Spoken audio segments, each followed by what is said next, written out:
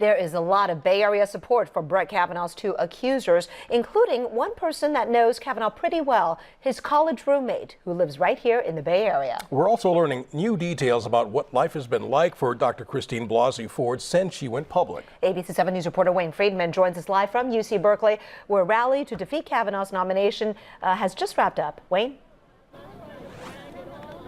It just wrapped up, but it was loud, it was pointed, and it was all in support of Dr. Blasey Ford. They're seeing this as a pivot point. Rape, assault, we say no. Kavanaugh has got to go. In Sproul Plaza this afternoon, a cross-section of people who have already made up their minds about Brett Kavanaugh. I definitely believe the women, and I've made up my mind that he's not fit for the Supreme Court. In what has become a protracted confirmation, any connection with Kavanaugh's past now plays strongly into his future. Hence the continuing focus on accuser Christine Blasey Ford, whose husband Russell told the Washington Post that she researched moving to New Zealand when she learned of Kavanaugh's potential nomination. Among other new details he revealed to the Post, they're living in a hotel. The children are staying with friends. They have looked into security escorts for those kids. They have received death threats. Her email has been hacked, and they met with the FBI on Friday.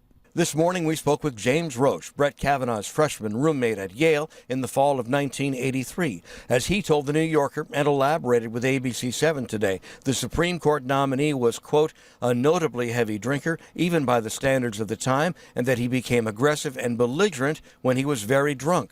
Roche spoke today in support of Debbie Ramirez, a fellow student who's become a second accuser, who says that Kavanaugh exposed himself and thrust himself toward her face at a drunken party. Judge Kavanaugh would have been 18 years old at the time. At his confirmation, he has sworn under oath that he never committed any verbal or physical harassment or assault of a sexual nature.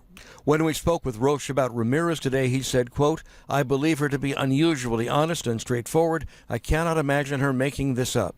Roche also said, quote, based on my time with Brett, I believe that he and his social circle were capable of the actions that Debbie described.